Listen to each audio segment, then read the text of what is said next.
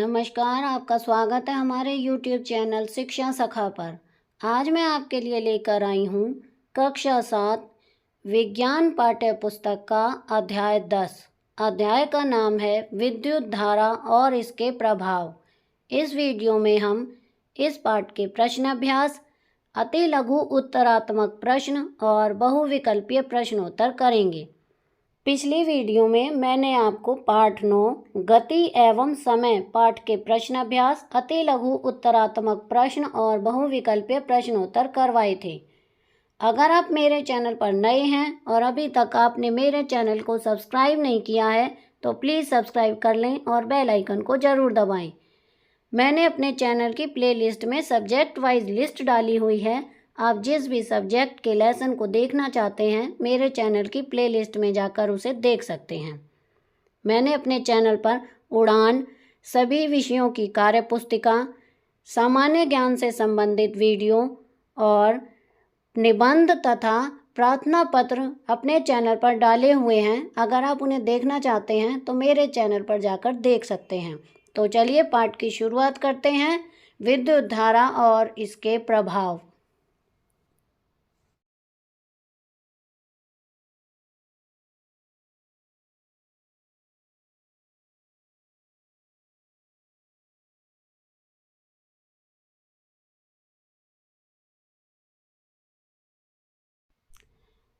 अब हम इस पाठ के प्रश्न अभ्यास करेंगे। पहला प्रश्न है, विद्युत परिपथों के निम्नलिखित अवयवों को निरूपित करने वाले प्रतीक अपने नोटबुक पर खींचिए।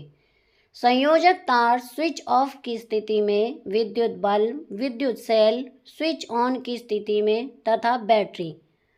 उत्तर, अवयव और प्रतीक। पहला है संयोजक तार, दूसरा है स्विच ऑफ की स्थिति में, तीसरा विद्युत बल्ब, चौथा विद्युत सेल, पांचवा स्विच ऑन की स्थिति में और छठा है बैटरी। प्रश्न 2, चित्र में दर्शाए गए विद्युत परिपथ को निरूपित करने के लिए परिपथ आरेख खींचिए। यहाँ पर देखिए मैंने विद्युत परिपथ आरेख खींचकर आपको दिखाया है। प्रश्न 3, चित्र में 4 सेल दिखाए गए हैं। रेखाएं खींचकर यह निर्दिष्ट कीजिए कि 4 सेलों के टर्मिनलों को तारों द्वारा संयोजित करके आप बैटरी कैसे बनाएंगे। उत्तर में ये देखिए मैंने 4 सेल बनाए हैं और इनको इस तरह से जोड़ा है कि ये बैटरी बन जाए। प्रश्न 4, निम्नलिखित में दर्शाए गए परिपथ में बल्ब दीप्त नहीं हो पा रहा है। क्या आप इसका कारण पता लगा सकते हैं? परिपथ में आवश्यक परिवर्तन करके बल्ब को प्रदीप्त कीजिए। तो यहाँ पर देखिए परिपथ को परिवर्तन करके बल्ब को प्रदीप्त करके दिखाया गया है। प्रश्न 5, विद्युत धारा के किन्हीं 2 प्रभावों के नाम लिखिए। उत्तर है विद्युत धारा के प्रभाव। पहला है तापीय प्रभाव, दूसरा है चुंबकीय प्रभाव। प्रश्न 6, जब किसी तार से धारा प्रवाहित करने के लिए स्विच को ऑन करते हैं तो तार के निकट रखी चुंबकीय सुई अपनी उत्तर दक्षिण स्थिति से विक्षेपित हो जाती है। स्पष्ट कीजिए। उत्तर, विद्युत धारा के प्रभाव से तार एक चुंबक का काम करती है और जब 2 समान ध्रुव पास हों तो विक्षेपण होता है। प्रश्न 7, यदि चित्र में दर्शाए गए विद्युत परिपथ में स्विच को ऑफ किया जाए तो चुंबकीय सुई विक्षेप दर्शाएगी। ये देखिए मैंने चित्र बनाया है। अब उत्तर लिखेंगे। ऑफ स्थिति में कोई विद्युत धारा नहीं बह रही होगी क्योंकि इसमें कोई सेल नहीं है, इसलिए कोई चुंबकीय प्रभाव नहीं होगा, अतः चुंबकीय सुई विक्षेपित नहीं होगी। प्रश्न 8, रिक्त स्थानों की पूर्ति कीजिए। क्या विद्युत सेल के प्रतीक में लंबी रेखा उसके डैश टर्मिनल को निरूपित करती है? इसमें आएगा +VE। 2 या अधिक विद्युत सेलों के संयोजन को डैश कहते हैं। इसमें आएगा बैटरी। जब विद्युत हीटर के स्विच को ऑन करते हैं तो इसका डैश रक्त तप्त यानी लाल हो जाता है। तो इसमें आएगा एलिमेंट तंतु। घ विद्युत धारा के तापीय प्रभाव पर आधारित सुरक्षा युक्ति को डैश कहते हैं। इसमें आएगा विद्युत फ्यूजन। प्रश्न 9, निम्नलिखित कथनों पर सत्य अथवा असत्य अंकित कीजिए। क 2 सेलों की बैटरी बनाने के लिए एक सेल के ऋण टर्मिनल को दूसरे सेल के ऋण टर्मिनल से संयोजित करते हैं। ये असत्य है। ख जब किसी फ्यूज में से किसी निश्चित सीमा से अधिक विद्युत धारा प्रवाहित होती है तो वह पिघलकर टूट जाता है। ये सत्य है। ग विद्युत चुंबक चुंबकीय पदार्थों को आकर्षित नहीं करता। यह असत्य है। घ विद्युत घंटी में विद्युत चुंबक होता है। ये सत्य है। प्रश्न 10, क्या विद्युत चुंबक का उपयोग किसी कचरे के ढेर से प्लास्टिक को पृथक करने के लिए किया जा सकता है? स्पष्ट करो। उत्तर है नहीं। विद्युत चुंबक केवल चुंबकीय पदार्थों को आकर्षित करते हैं। प्लास्टिक चुंबकीय नहीं होता।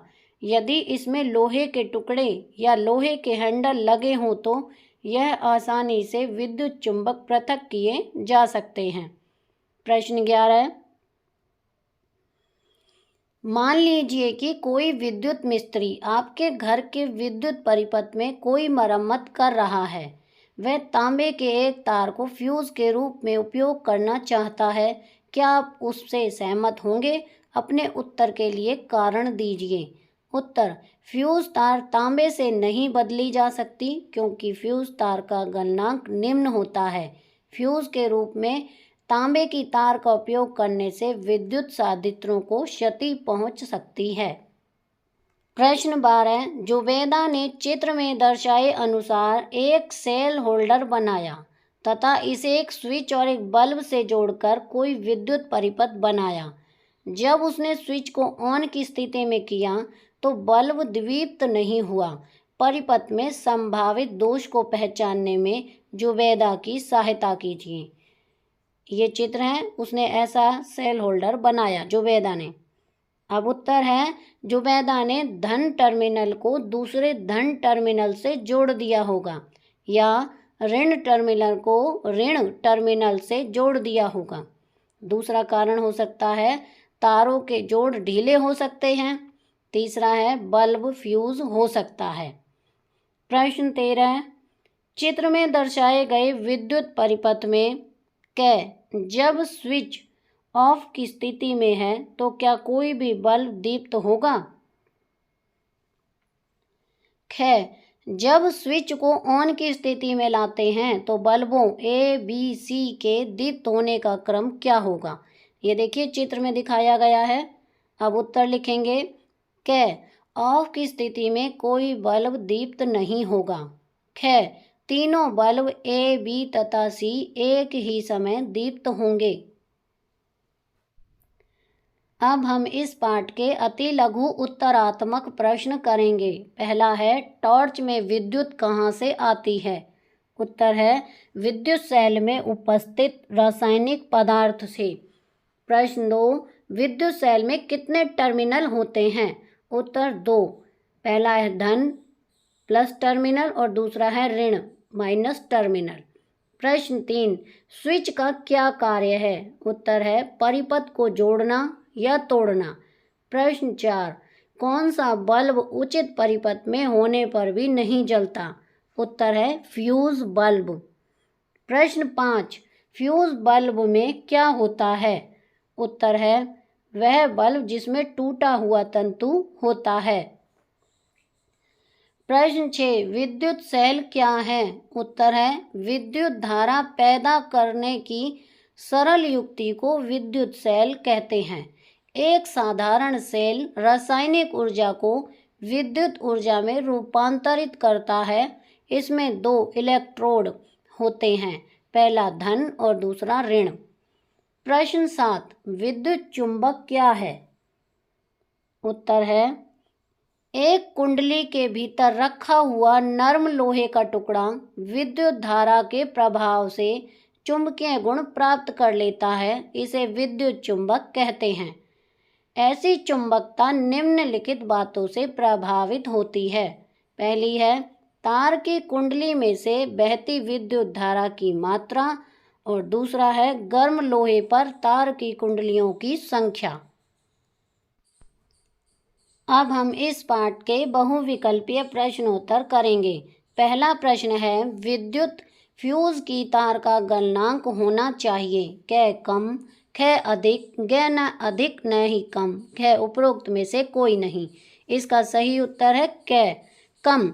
प्रश्न 2, एक साधारण सेल रूपांतरित करता है। क रासायनिक ऊर्जा को प्रकाशीय ऊर्जा में, ख रासायनिक ऊर्जा को विद्युत ऊर्जा में, ग रासायनिक ऊर्जा को चुंबकीय ऊर्जा में, घ प्रकाशीय ऊर्जा को विद्युत ऊर्जा में। इसका सही उत्तर है ख रासायनिक ऊर्जा को विद्युत ऊर्जा में। प्रश्न 3, विद्युत घंटी विद्युत धारा के किस प्रभाव पर आधारित है। क तापीय प्रभाव पर, ख प्रकाशीय प्रभाव पर, ग चुंबकीय प्रभाव पर, घ उपरोक्त में से कोई भी नहीं। इसका सही उत्तर है ग चुंबकीय प्रभाव पर। प्रश्न 4, बैटरी को निरूपित करने वाला प्रतीक है क, ख, ग और घ। इनमें से सही है ग। प्रश्न 5, विद्युत धारा के प्रभाव को रोकने या निरंतर प्रवाह के लिए साधारण युक्ति है। क विद्युत सेल, ख बल्ब, ग विद्युत स्विच, घ रिहोस्टेट। इसका सही उत्तर है ग विद्युत स्विच। प्रश्न 6, किसी विद्युत परिपथ में क्षमता से अधिक विद्युत युक्तियों के संयोजन को कहते हैं। क लघु पथन, ख अति भारण, ग बैटरी, घ उपरोक्त में से कोई भी नहीं। इसका सही उत्तर है ख अति भारण। प्रश्न 7, खुला परिपथ में क विद्युत ऊर्जा का प्रभाव होता है, ख विद्युत ऊर्जा का प्रभाव नहीं होता है, ग कभी विद्युत ऊर्जा का प्रभाव होता है और कभी नहीं होता है, घ उपरोक्त में से कोई भी नहीं। इसका सही उत्तर है ख विद्युत ऊर्जा का प्रभाव नहीं होता है। प्रश्न 8, विद्युत धारा की सरलतम युक्ति है। क बैटरी, ख सेल, ग विद्युत घंटी, घ फ्यूज। इसका सही उत्तर है ख सेल।